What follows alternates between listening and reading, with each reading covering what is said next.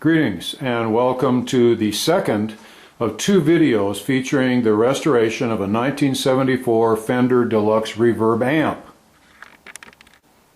In part one, we took it all apart to see what it looked like and found it to be in very nice original condition. It made a lot of noise when first turned on, and the reverb and the tremolo did not function. In this, the second video, we're going to see what it took to fix it and watch it be reassembled and then finally tested. So if that sounds interesting, stay tuned. Well, it's time to remove the doghouse cover and see what our filter capacitors look like. And lo and behold, 5 brand new Sprague 20 microfarad at 500 volt Atom electrolytics. They run about $11 a piece, so that's $55 worth of new filter capacitors that I don't have to worry about. I'm still going to test them. Well, this is kind of a disturbing discovery. The bottoms of the tubes and the tops of the sockets are coated with a pinkish red oil. Now, this may be some residue from some tube socket cleaner, but anything like this could cause conduction between the pins, like from the plate to the grid, and could be responsible for that noise when this first starts up. So I'm going to have to clean these very thoroughly. Okay, I've tested the tubes. The 6v6 is about peg the meter. These have extremely high output. They seem really well matched on output. The first of the 12 AT7s was very weak, so I replaced it with an NOS RCA tube, and the rest of the two 12AX7s, 12 AT7, two 12 AX7s, all tested out just fine. I have no way to test the GZ34 in my tube tester, but I have no doubt that it works. Okay, so the tubes, other than the 1 weak AT7, all checked out. Here's the biasing information on the amp.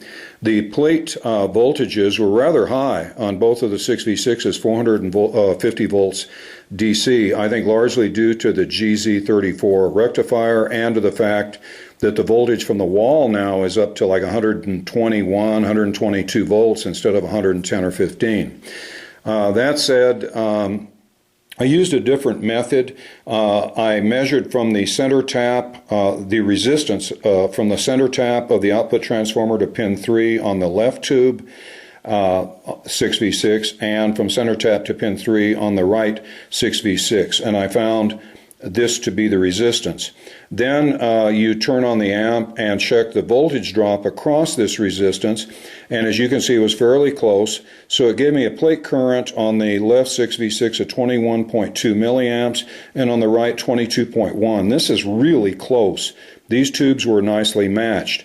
Plate dissipation, when you multiply this in milliamps, in amps, times the plate voltage gives you 9.95 watts on the left, 10.01 watts on the right. Warm, but not too hot. Should give nice headroom, good tone. I'm going to leave it that way. People fret over the plate voltage, and actually it's the plate dissipation that destroys the tubes. And in this case, they're well within safe limits. So this is the way it's going to be, and it really sounds nice. Okay, here's the chassis finished. I left that 100 microfarad biasing capacitor. I think it's a good idea. Come down here, we've got 3 new tremolo capacitors, which solve that problem. Got some cathode bypass capacitors, new ones in here, 3, just to boost the volume and be sure that the bass response is all there. I left the replacement bypass capacitor that someone else had already added.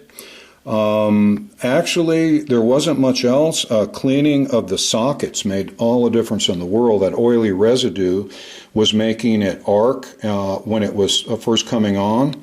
So I cleaned the sockets real well, and amp is now dead quiet. No hum of any sort, largely, of course, due to those new Sprague Atom filter capacitors. So all in all, rather minor changes here and there.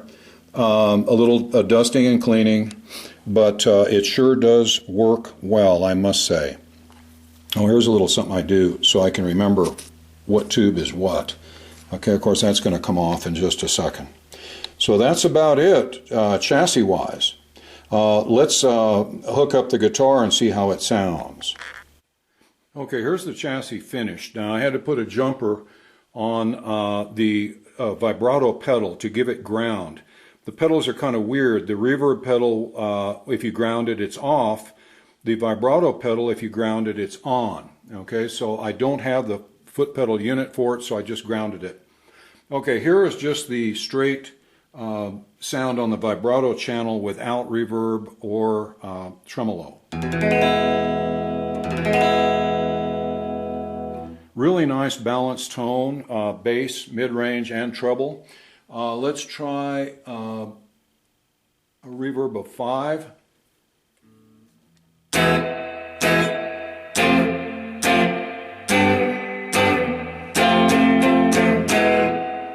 Pretty good. Let's go up to 8.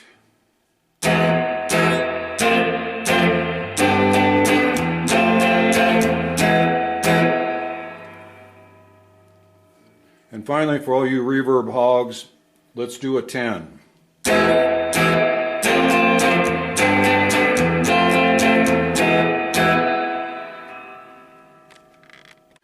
Now the tremolo with both speed and intensity at 5.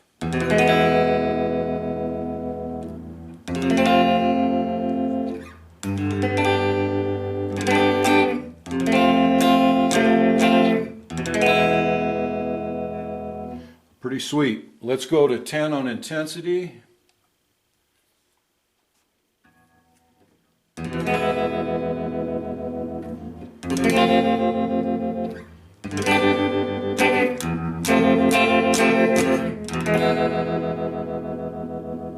Wow, pass out the Dramamines.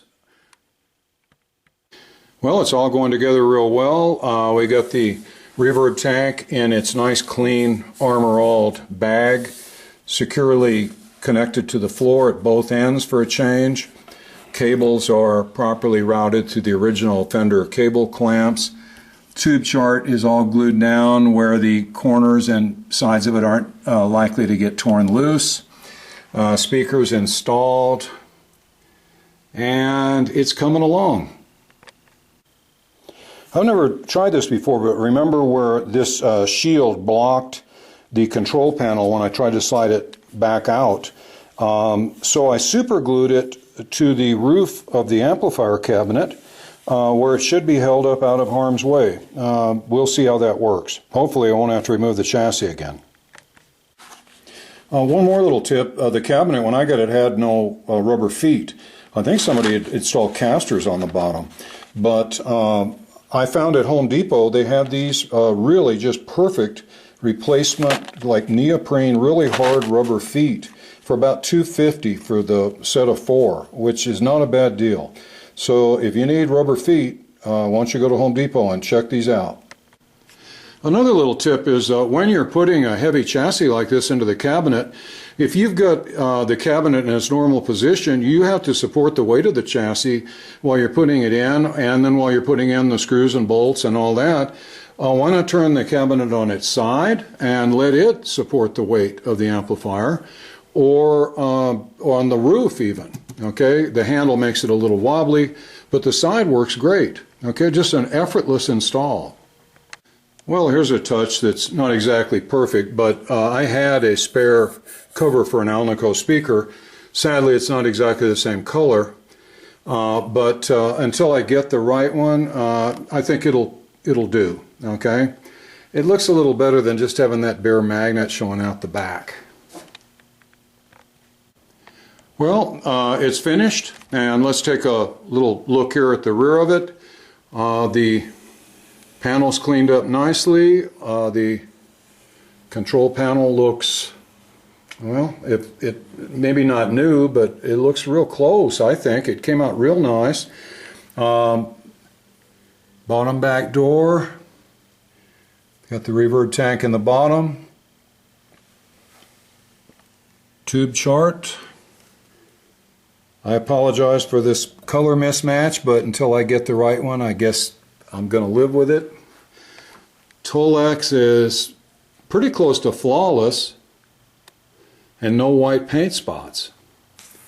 Chassis straps still have some age showing, kind of a little surface, not really corrosion, but where moisture I think has gotten to them. Something might have been sitting on top of this one. It's almost like lines on it. The sides, pretty close to flawless on the sides. Top is nice. Let's look at this side. I don't really see anything to get upset about. And the bottom, the floor of it, underneath in other words, is just the same as the top. You'll have to take my word for that. But that's it. Okay, let's turn it around now and take a look at the front of it. Here's a shot of the control panel with no knobs. Look, you can see where they missed the input jack quite a bit. But going down the line here too, you notice how consistent all of the shafts of the potentiometers are. None have been changed. I don't see any missing blue paint. Little bit of corrosion around that washer. But all in all, silver-faced control panels don't hold up well. And I think this one did. I think it's in real good shape. I'm very pleased. Okay, here's the front view completed with the knobs back on the panel. The knobs are pretty grubby. Probably the dirtiest thing on the whole amp, but they cleaned up real nice. I removed the set screws and polished them so that they would look nice because they're pointed up at you at one. Okay, so there's the dash panel. Still has a little puncture in the grill cloth. Cleaned up the fender a little and fixed up the screw heads so they weren't so rusty. And that's it. So let's plug it in, hook up a guitar and see how it sounds through its own speaker. Okay, we're plugged into the normal channel. Volume's a tiny bit less than 3 and treble and bass are at 5.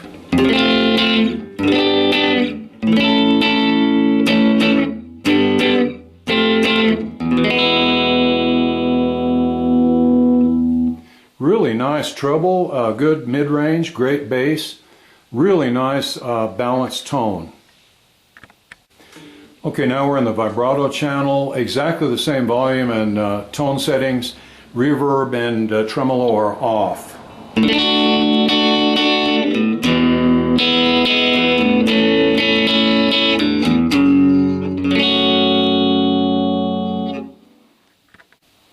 Again, excellent clarity, good bass response, good mid-range, maybe even a tiny bit more volume. It might just be that I have it set a little bit higher.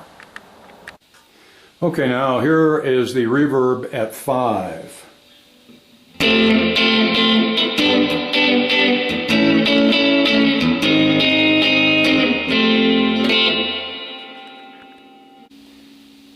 Now reverb at 8.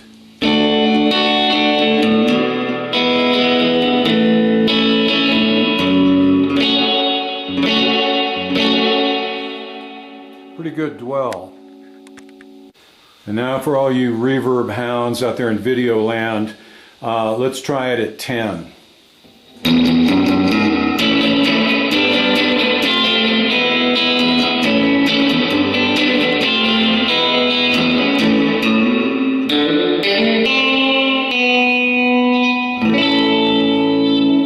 Wow, get out the surfboards. Now, vibrato at 5 and 5, speed and intensity.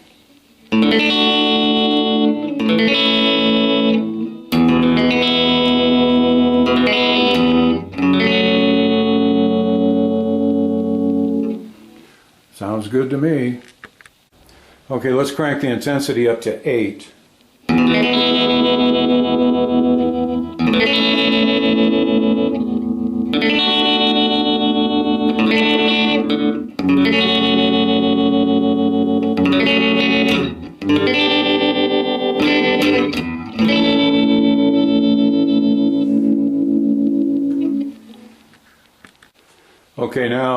speed is down to 4 and intensity is at 10.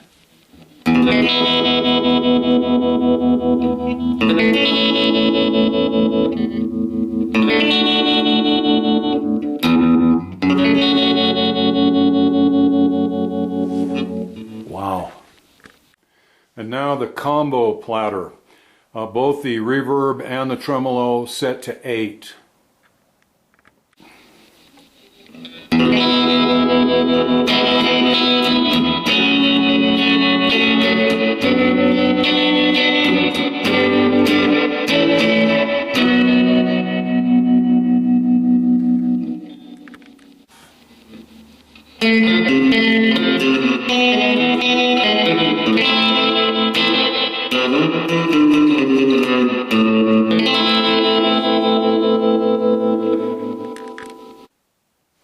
Well, that about does it for this two-part video series featuring the restoration of the 1974 Fender Deluxe Reverb Amp. It wasn't that tough of a job. The amp was in pretty good shape, needed a little tune-up and a little cleanup, but I think it turned out to be very, very nice.